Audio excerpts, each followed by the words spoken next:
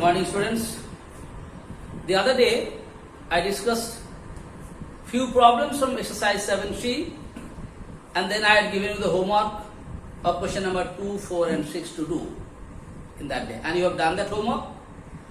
Okay, in today's class I am going to solve 3 more problems from exercise 7C and then the same types of 3 more problems I'll give you as homework, so that today I'm going to complete exercise 7C.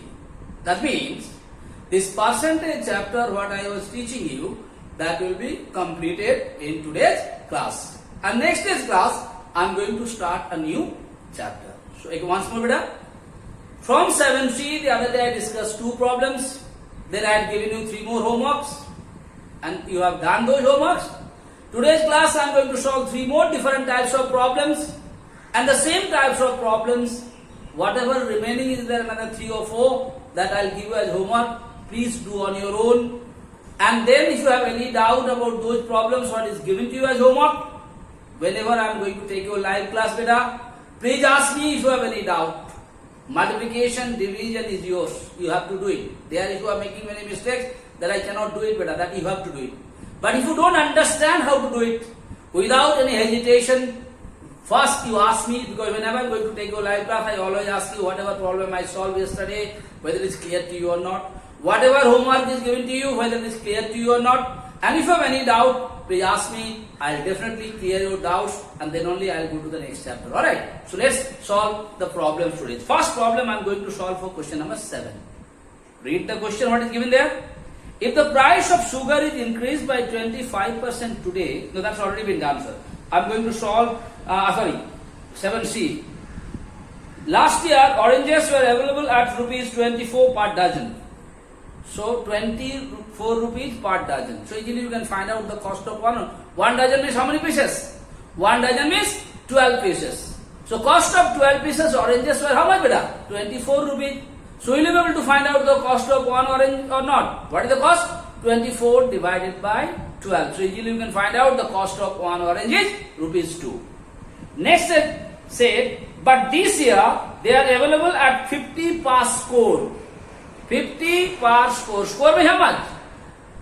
20. 1 score equal to 20 oranges. So, earlier what is the beta? Last year था 12 orange का cost था beta 24 rupees. So what is the cost of 1 oranges beta? 24 by 12 equal to 2. Now this year, just I'm writing a short form, this year, it is given there that 50 per score, that means cost of 20 oranges is rupees 50. So what is the cost of 1 oranges beta? 50 by 20. If you calculate it, it coming 2.50. That is 2 rupees 50 paise. So last year 8 orange का दाम था 2 रुपया. This year the cost is 2 rupees 50 paise. Now what the question is asking you? The question is asking find the percentage change in price. Earlier how much was that? 2 rupees. Now what is the cost? 2 rupees 50 paise. So is the price increase or decrease? Definitely the price increase. How much increase? 2.5 minus 2 equal to 0.50. Increase is there or not? Now you have to find the increase percent. How to find the increase percent? This increase by original price. That means 0.50 by the original price into 100. You can remove the bracket. You can write here 2, here you can cancel it. So here you can cancel. It is coming 25%. Alright. So this is how you are going to calculate it. I explain you how to do it. Now with the statement I write the problem, so you know how to write the statement and how to solve it. Alright, now I am going to solve it with the statement. Now, already I explained you how to solve question number 7. Now I have solved it with the help of the statement. It will be very easy for you to understand it. What I have done is that? Very easy. Last year the cost of 1 dozen, let's say means 12 oranges is equal to rupees 24. Now therefore the cost of 1 orange, because one thing I forgot to tell you, whenever you are going to find the profit or loss percent, you have to compare with the same quantity. Okay? Cost of both the years.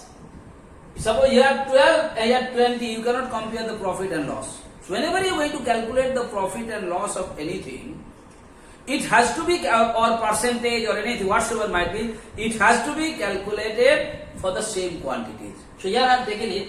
So last year cost of one orange I got it rupees 2 beta. On the other hand, this year 1 score equal to 20 oranges. Cost of 20 oranges is rupees 15. Therefore, cost of 1 orange equal to 2.5. Here, you got the cost of 1 orange last year. You got the cost of 1 orange this year. So both the cases you can see the quantity is same. When the quantity is same in both the cases and their cost you got it in both the years, easily you can find out what is the change in the cost. Last year, 1 orange cost 2 rupees. This year it costs 2 rupees 50 paise or 2.5 rupees. So therefore definitely it increase. How much increase? This cost minus this cost, you got the increase or not? Increase equal to 0.50. Now how to find out increase percent? Increase by original price. Means what is the price in the last year? Multiplied by 100. So here 0.50 by 2. If you remove the decimal sign, 20 will come here beta. Now 50 by 200, if you calculate it, it is coming 25%. Therefore the increase in price is 25% this year. Now I am going to solve the next problem. Now question number 9 beta. What question number 9 said? First let me explain it. Then I have already solved it with the statement, you will be able to understand it. In question number 9 said, there are two persons. One is A and the other is B. Two persons. See, one is A.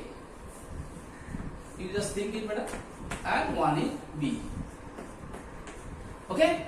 So according to the figure, definitely you will understand who is older. Definitely, suppose this is A and this is I am writing B.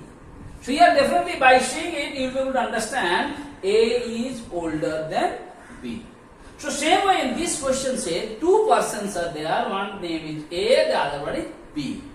And the question say A is 25% older than B. That means age is 25% more than B's age. Alright or not? So same thing. So who is younger? B is younger. So whoever younger is there, you take his age first, then easy for him. So I have taken it here. Let B's age be X years. I don't know, neither I am knowing A's age, nor I am knowing the age of B.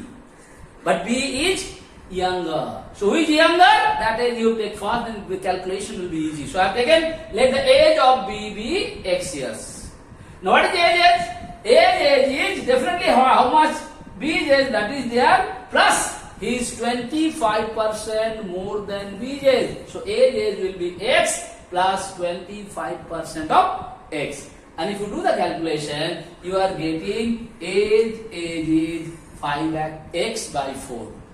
Is it clear or not? So 2% A and B, age elder than B, so B's age is less. So whoever age is less, neither I am knowing B's age nor age age. So I have taken let the B's age be X years. So what is age age? Age age will be X plus 25% of X as per the question. So you found out age is 5x by 4. So if you know the age, will you be able to find out B is how many years younger than A? Easily you can find out. How to find out? Who is younger here? B. By how many years? So age minus the B's age. So age minus the B. If you minus it, definitely you will get it X by 4. That is written in the statement. B is younger by age minus B's age equal to X by 4 years. Now the question is telling you, find the percentage. By what percent B is younger than A? So you have to compare B's age with age. How much younger? So B how much? What? How much younger? X by 4. So younger by B's age. That means change in age. By whose age you are comparing? With the age. By age multiply. Because you said percentage younger by B than A. So you are comparing B's age with age. Change. So change how much? How much younger? X by 4. X by 4 by age. What is that? 5x by 4 multiplied by 100. So x by 4 is division. So when you put the multiplication sign, reciprocal will come. 4 up, 5x down, x cancel. 4 cancel. 520. So B is 20% younger than A. If you read it, and I already make you understand who is younger, who is elder, easily you will be able to solve it. Alright, brother? Now in today's class, I am going to solve one more problem. Okay? See, the question number 11 is very easy. You yourself can do it also, but I have explained it very nicely as solved it with the statement, you will be able to understand it. What is given there in the question, that is what I have noted down. Nothing to be explained. What is given there? Votes secured by the first candidate, 29,200 is given in your book. Votes secured by the second candidate, 58,800, that is also given in your book. And the votes secured by the third candidate, 72,000, that is also given in your book. Now first candidate got 29,200, second candidate got 58,800, third candidate got 72,000. So if I ask you, who won the election? By seeing the number of votes, you will tell me, sir, third candidates won the votes. That's clear to you. Now the questions ask you, what is the percentage of votes secured by the winning candidates? So whenever you are going to find out the percentage of anything, what you are supposed to do? First you have to add the total.